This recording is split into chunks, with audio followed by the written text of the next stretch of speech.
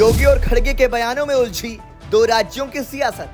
CM योगी के बयान पर कांग्रेस अध्यक्ष का पलटवार, कांग्रेस की बौखलाहट या फिर राजनीतिक चाल।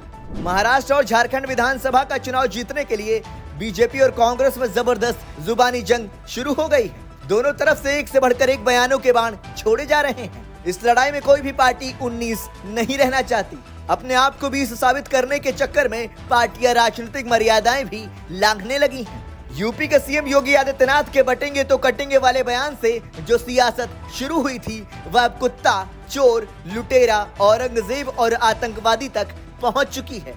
दरअसल कांग्रेस के राष्ट्रीय अध्यक्ष मल्लिकार्जुन खड़गे का सीएम योगी की भाषा की एक आतंकी से तुलना करना बता रहा है कि कांग्रेस में बौखलाहट है और बीजेपी ने अपना एजेंडा सेट कर दिया।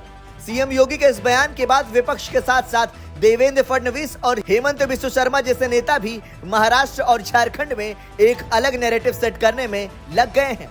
दरअसल 3 महीने पहले यूपी के सीएम योगी आदित्यनाथ ने आगरा की एक जनसभा के दौरान बांग्लादेश में हिंदुओं पर हो रहे जुल्म को लेकर बटेंगे तो कटेंगे वाला बयान दिया था। तब सीएम योगी को भी शायद ये पता नहीं होगा कि यह बयान आगे आने वाले दिनों में भारत की राजनीति को नई दिशा और धार दे सकता है।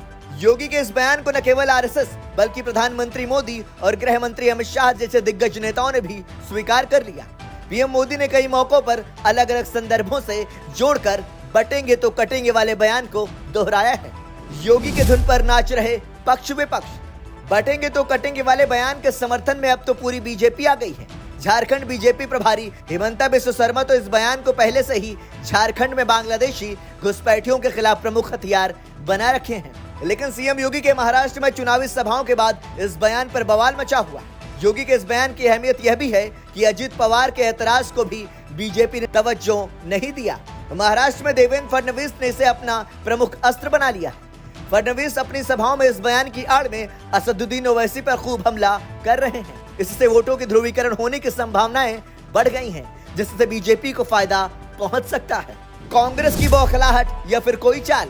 कांग्रेस अध्यक्ष मल्लिकार्जुन खड़गे का बीते 2 दिनों में सीएम योगी पर 2 बार हमला बताता है कि कांग्रेस में बौखलाहट शुरू हो गई है। खड़गे ने महाराष्ट्र की रैली में सीएम योगी को गेरुआ वस्त्र त्याग कर खाकी वस्त्र पहनने की सलाह दी।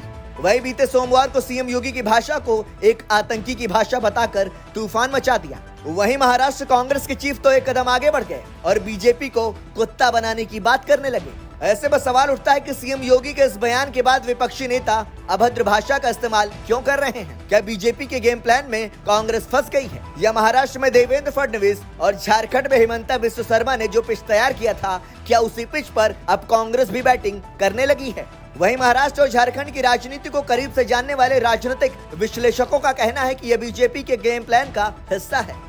बीजेपी पूर्व के चुनावों में भी कांग्रेस पार्टी को इसी तरीके से अपने एजेंडे में फंसा चुकी है। योगी के बटेंगे तो कटेंगे वाले नारे के जरिए हिंदू वोट बैंक में विभाजन को रोकने की कोशिश हो रही है।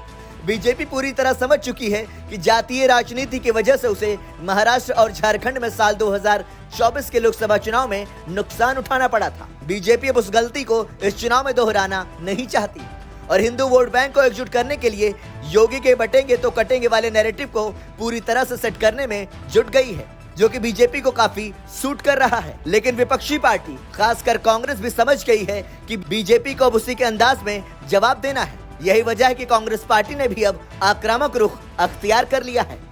Bureau report, संदेशवाहक।